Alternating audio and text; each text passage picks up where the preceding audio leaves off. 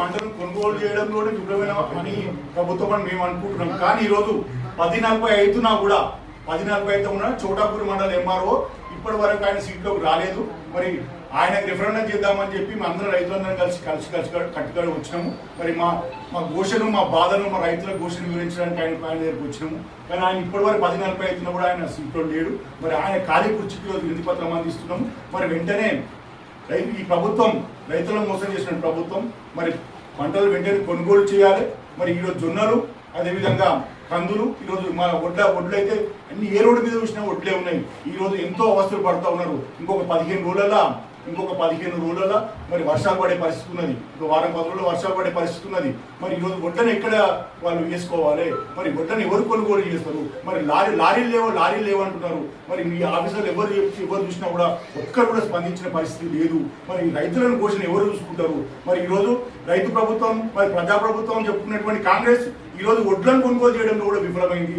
మా వడ్లకు బోనస్ ఇస్తామన్నారు.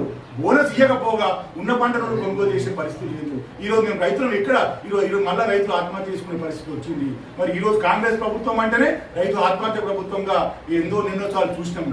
ఈరోజు మళ్ళీ మరి రైతులు ఆత్మహత్య చేసుకునే పరిస్థితిని ఈ కాంగ్రెస్ ప్రభుత్వం కల్పిస్తూ ఉన్నది.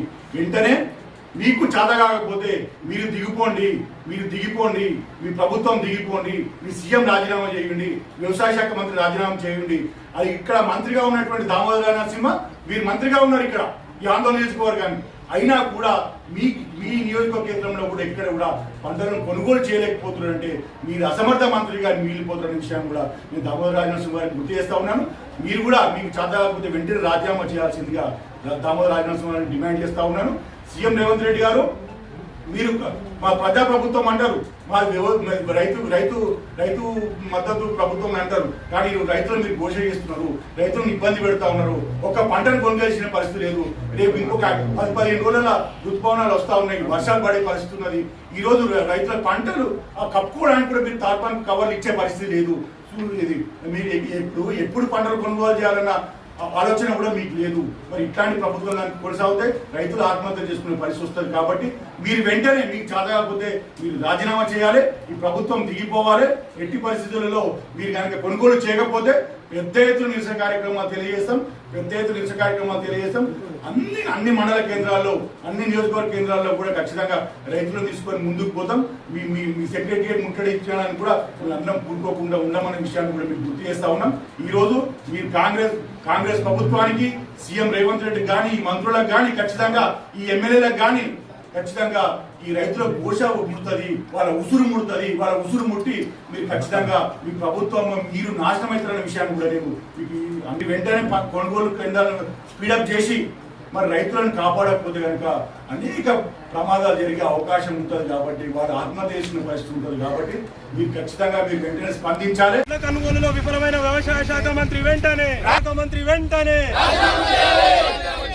రైతు కళ్ళలో ఉన్న ఓట్లను వెంటనే రైతు బంధులో విఫలమైన సర్కార్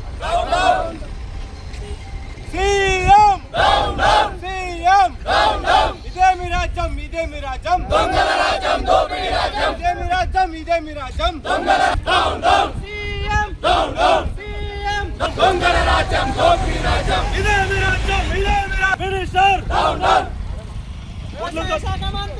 రాజీనామా చేయాలి.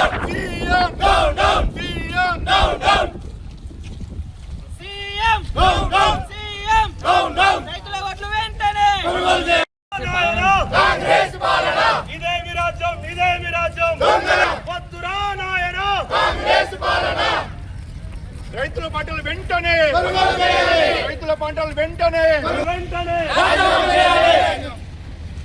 ఇదే మీ రాజ్యం